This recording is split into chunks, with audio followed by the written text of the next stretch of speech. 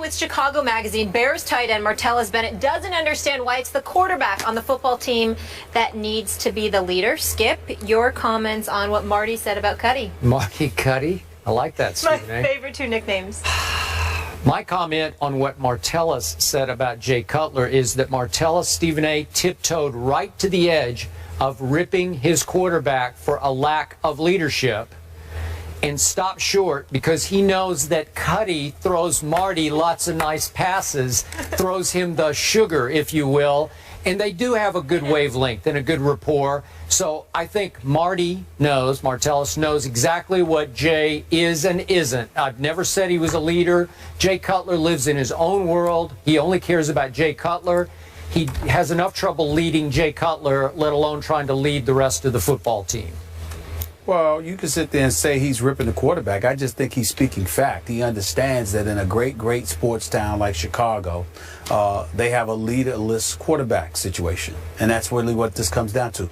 We all know that Jay Cutler's a joke. We all know that he has no business being a quarterback in Chicago. We all know that he's only still there because somebody, I think it was Phil Emery, was stupid enough to overpay him and place his faith in the franchise in this man's hands. We all know this. We all know that Jay Cutler, the only time we've seen him smile was when he was signing his contract for the media to see. He basically looked everybody in the face and said, I hoodwinked all of y'all. I got my money, and we all know I didn't deserve it. This is what the situation is with Jay Cutler. He's never going to change, Skip. He's going to be the same old way, Skip. That's just the way that it is, and there's no way around it. He can play, he can throw, but he doesn't care. Yeah. He's leaderless. He's devoid of leadership ability. And that's it. I'll let you get away with that, but not joke. He is not a joke. And I'm speaking as a Vanderbilt graduate. But I'm not talking about a talent. The joke did throw that team all the way to the NFC Championship game. Am I right about that? Really? Well, one he did. One playoff appearance in 9 years. Well, really? That's what you're going to bring up? He did make a dead clock is right twice a day. How many times I got to tell you this stuff?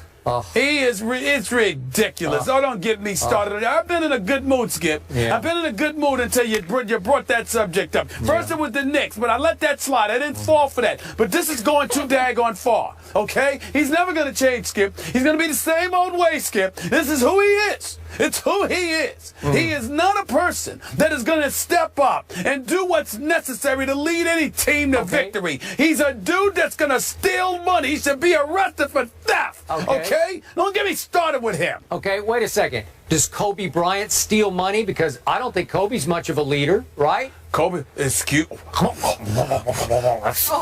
What?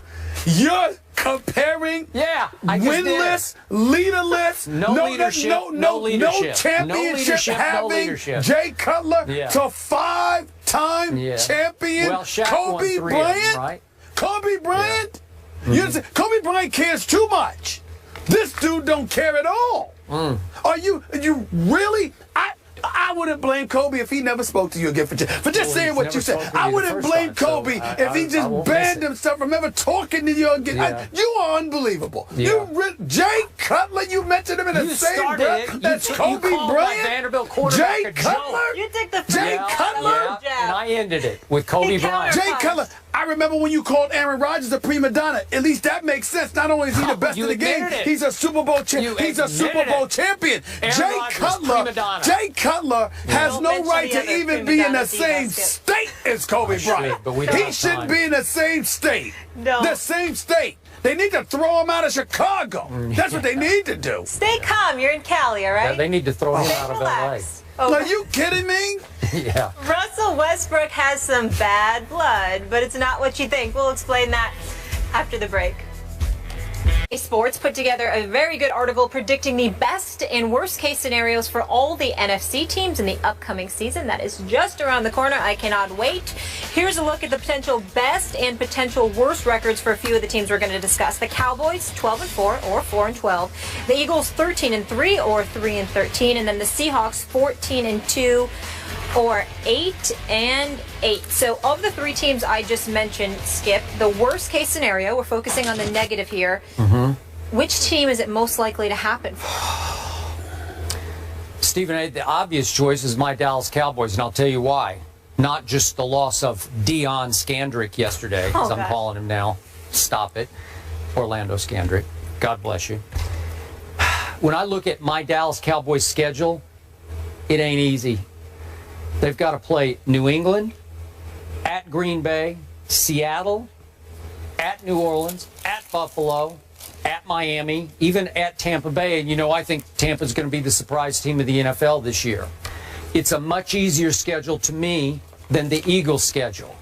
But the reason I'm not doubting my Cowboys is because we got Tony Romo and the Eagles don't. I don't know who the Eagles have at quarterback. God bless Sam Bradford. I hope he can stay upright the whole year. But even if he does, is he the answer in Chip Kelly's offense? I have my doubts. We can go down the rest of the litany of quarterbacks they have on their roster. We can make jokes about Tim Tebow, but I won't. And it brings me to the Seattle Seahawks. To me, if I had to pick a team most likely to collapse this year, quote unquote, to fall, as this says, to 8-8. What was it? It goes from 14-2 to 8-8 for Seattle, I think it was. Seattle, yep. Yeah, okay. 8-8. So the most likely to go to 8-8 would be the Seahawks.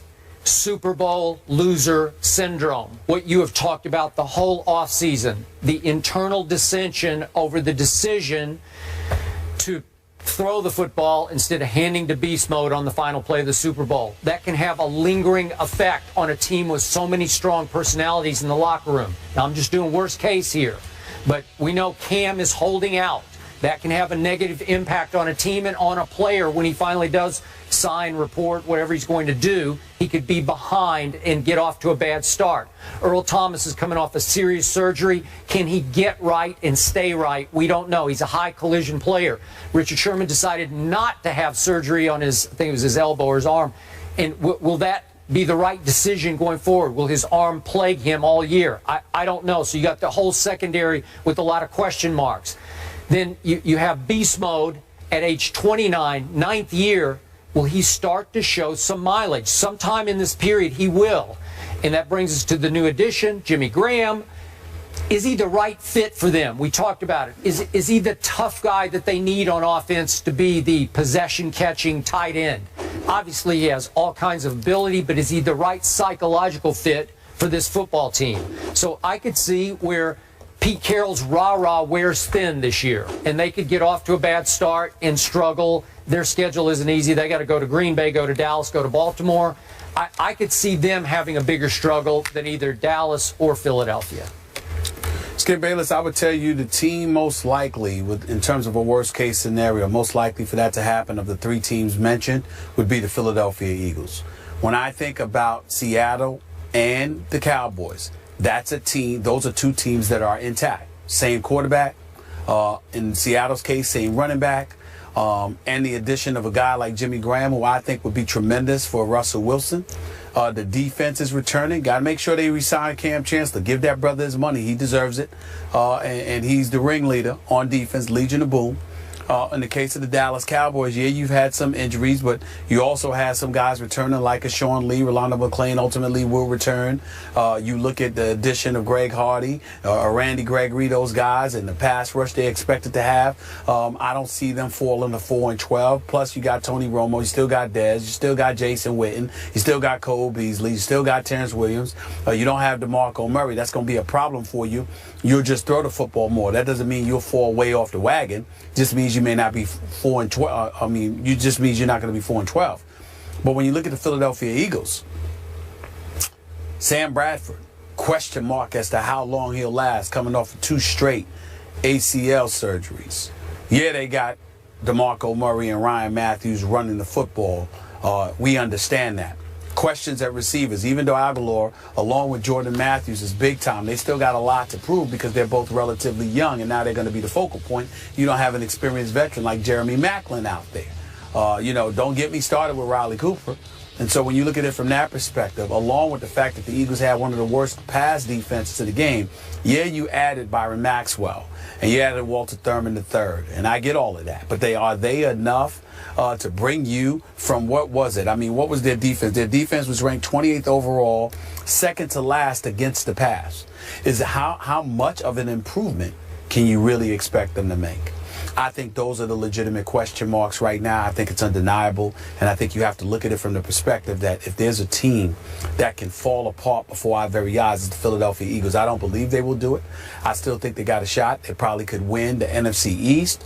But in terms of just this question as a worst case scenario kind of thing, if you're going to pick the Cowboys, the Seahawks, or the Eagles, I say there's a greater possibility for the Eagles to wet the bed than anybody else.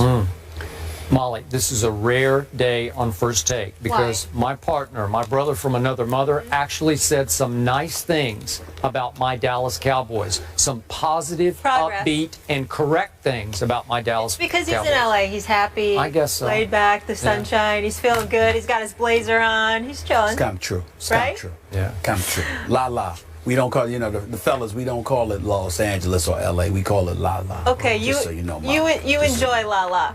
Yes. Coming up, former NFL lineman Jonathan Martin speaks out about his time in the NFL. He has very strong words. We're going to discuss those when we come back. Stay here.